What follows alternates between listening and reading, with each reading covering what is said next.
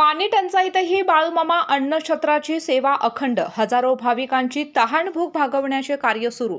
राज्यभर पावसाळा लांबल्याने अनेक ठिकाणी पाणी टंचाईची समस्या निर्माण झाली असताना आदमापूर येथील श्री बाळूमामा देवस्थानचे अन्नछत्र मात्र अखंडपणे सुरू असून हजारो भाविकांची तहानभूक भागवण्याचे कार्य अविरत सुरू आहे।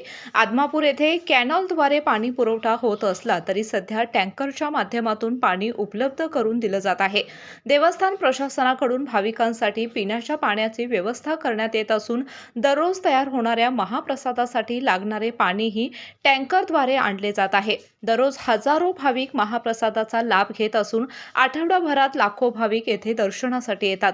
पाणी टंचाई असूनही अन्नछत्राच्या सेवेत कोणताही खंड पडलेला नाही, त्यामुळे राज्यातील अनेक भागांमध्ये पाण्याची समस्या जाणवत असताना आदमापूर येथील व्यवस्था भाविकांसाठी दिलासादायक ठरत आहे।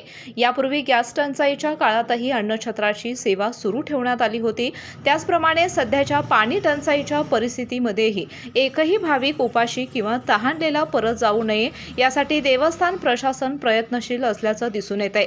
दर्शनासाठी येणाऱ्या भाविकांसाठी तसेच भक्त निवासामध्ये राहणाऱ्या भक्तांसाठीही पाण्याची सोय व्यवस्था करण्यात आली आहे। प्रतिकूल परिस्थितीमध्येही अखंड सुरू असलेल्या या सेवेमुळे श्री बाळूमामा देवस्थानच्या कार्याचे भाविकांकडून कौतुक व्यक्त केलं जात आहे। केके न्यूज साठी कागल प्रतिनिधी ओंकार पोद्दार। स्वाद गोकुळचा आस्वाद परंपरेचा, गोकुळ आईस्क्रीम सोबती प्रत्येक क्षणाचा। गोकुळ आईस्क्रीम